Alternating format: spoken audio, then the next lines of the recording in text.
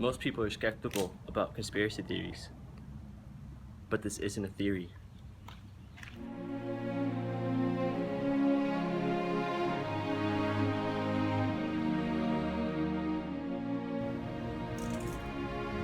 The Pope is a beloved man.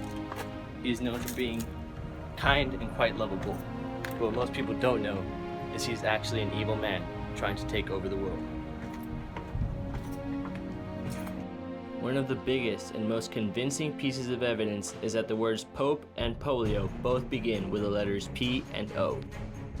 Most people would say that this is simply a coincidence, but those people fail to realize that Fort Worth's past is filled with shady people, such as Robert Lee Gillespie, who was a confirmed member of the Knights of the Columbus, meaning the Pope had an influence on the early days of Fort Worth. If this wasn't enough, another shady character also used to live in Fort Worth. This shady person is William M. Ray, a confirmed member of the Freemasons. For those who don't know, Freemasons are an ancient and secret fraternity. It's known that the Freemasons were builders and crafters, but it is also believed that they are Satanists.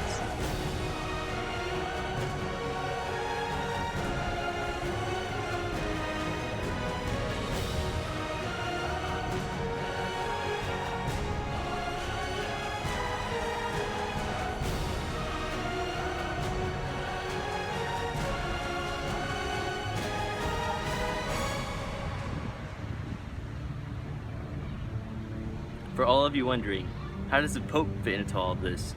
You should really be wondering, how did they get away with it, as there's more than one Pope involved?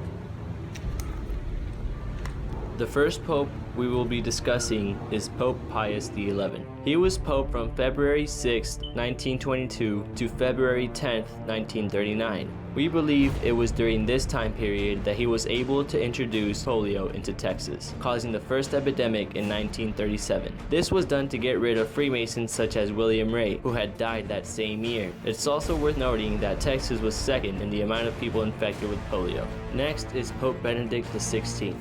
He was Pope until February 28, 2013, when he officially resigned. Though the church would like you to believe that he resigned simply because he was getting too old, the real reason is that Pope Benedict was in fact a Freemason.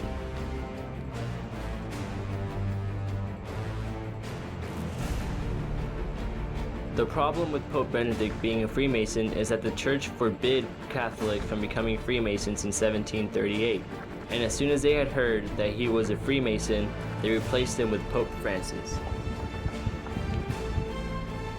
Now the church wants to redeem itself, so it has brought in the Pope, who is a Jesuit.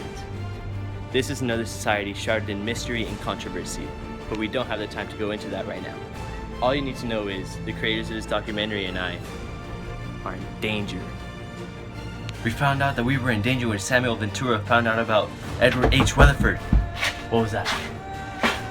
Edward H. Weatherford seemed to be a normal man with the nickname Daddy. Edward H. Weatherford died in November 11, 1949.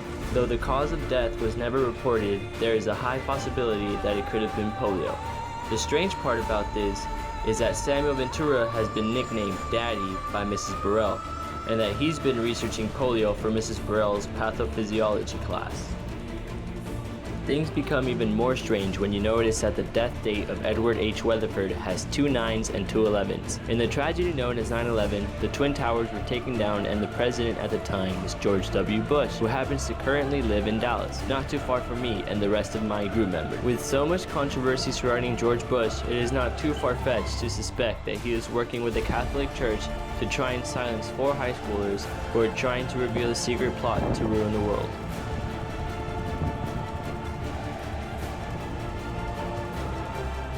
My name is Henry Alvarez. Thank you for your time.